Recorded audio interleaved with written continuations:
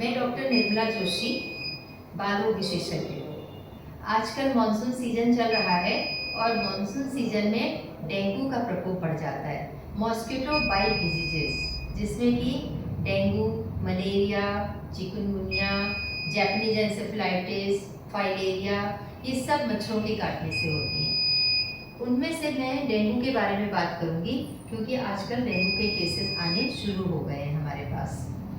तो डेंगू जो एक बीमारी है वो भारतवर्ष में सबसे पहले इसका आउटब्रेक हुआ था 1963 में वेस्ट बंगाल, कैलकाटा में।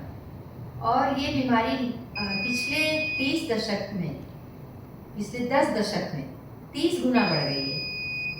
पहले इतना ज़्यादा केसेस नहीं होते थे, अब केसेस 30 गुना बढ़ गए हैं 10 दशक में। तो इसलिए हमें डेंगू के बारे में कुछ ज्ञान होना जरूरी है, इसी पे मैं बात करूंगी। डेंगू एक क्या है? डेंगू एक वायरस के द्वारा होने वाला प्रकोप है, डेंगू वायरस बोलते हैं। ये 4 प्रकार का होता है, डेंगू 1, 2, डेंबी 1, डेंबी 2, डेंबी 3, डेंबी 4।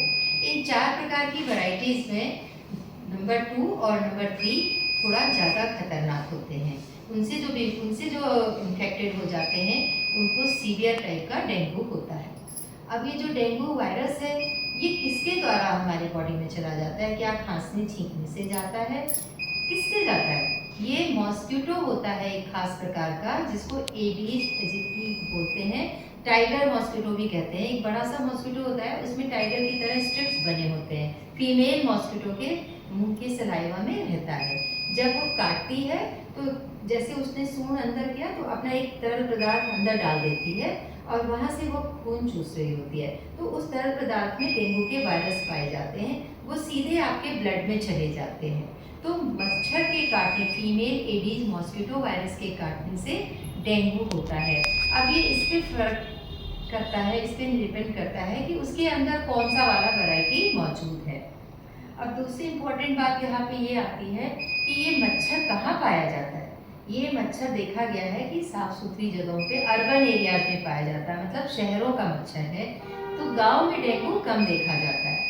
लेकिन अब ये ट्रेंड बदल गया है क्योंकि अब आजकल ट्रांसपोर्ट सिस्टम अच्छा हो गया है, तो लोगों का आना जाना गाँव की तरफ होता है। तो डेंगू का जो मरीज है अगर वो इन्फेक्टेड हो गया मॉस्किटो के बाइट से और वो गाँव चला गया, ठीक है, उसको वहाँ के मॉस्किटो ने काट लिया तो वो इन्फेक्टेड हो गया, फिर वो मॉस्किटो जिस भी इंसान को काटेगा वो इन्फेक्टेड हो जाएगा। तो इस तरह से अब ये वायरस गांव की ओर भी बढ़ रहा है। तो हमने अभी तक क्या जाना? हमने ये जाना कि डेंगू जो बुखार होता है वो डेंगू वायरस से होता है और ये ज़्यादातर शहर की बीमारी थी जो कि अब गांव की तरफ भी अग्रसर है और पिछले 10 साल में ये 30 गुना ज़्यादा बढ़ गई है।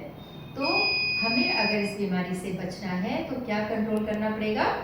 मॉस्किटो कंट्रोल करना पड़ेगा। मॉस्किटो कंट्रोल हम कैसे कर सकते हैं? एक तो हम सोसाइटी के लेवल पे कर सकते हैं, मास स्केल पे, जिसमें गवर्नमेंट ऑफ इंडिया छिड़काव वगैरह करती है जगह जगह पर। और दूसरा हम लोग पर्सनल भी बाहर के जो हमारा जहाँ पे पानी इकट्ठा हो जाता है, बरसात का मानसून सीजन में होती है ये बीमारी, तो थोड़ा थोड़ा जगह जगह पे पानी इकट्ठा होता है, उसको हमें हटा देना चाहिए या उसको डिसइंफेक्ट कर देना चाहिए। कूलर वगैरह हो गया, कूलर की घास है वो बड़ी खतरनाक होती है, वहाँ पे ब्रीडिंग एरियाज होते हैं मॉस्किटोज के, वो हमको साफ सफाई से रखना होगा, वहाँ पे डिसइंफेक्टेंट डाल देना चाहिए।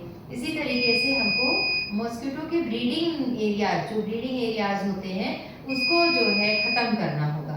तो हमारे हाथ में कुछ हद तक है। दूसरा, अगर बच्चे स्कूल जा रहे हैं तो हम उन्हें मच्छर ना काटें तो पूरे आस्तीन के कपड़े पहनाने चाहिए, मॉस्किटो नेट के अंदर सुलाना चाहिए। इन सब चीज़ों से हम मॉस्किटो बाइट से बचाव कर सकते हैं। और अगर किसी को घर में डेंगू हो जाता है तो उसको आइसोलेट कर देना चाहिए और उस घर को डिसइंफेक्टिफाई करना चाहिए। जैसे कि आप नगर महापालिका से लोगों को बुलाइए, वो लार्वा कंट्रोल करते हैं, तो वो पूरे घर को डिसइंफेक्ट कर देते हैं। जैसे कोविड में पूरे घर को डिसइंफेक्ट किया जाता था, उसी तरीके से डेंगू में भी किया जाता है। तो इस तरीके से हम बचाव कर सकते हैं। तो आज मैं सिर्फ इतना ही एक ओवरव्यू आपको बताऊंगी। अब अगले वीडियो में डेंगू बुखार कैसे होता है, कैसे बचाव, किस तरह से हम लोग इलाज करते हैं, कब डॉक्टर के पास जाना चाहिए, कौन सी दवा खानी चाहिए ये हम बात करेंगे। इसलिए धन्यवाद।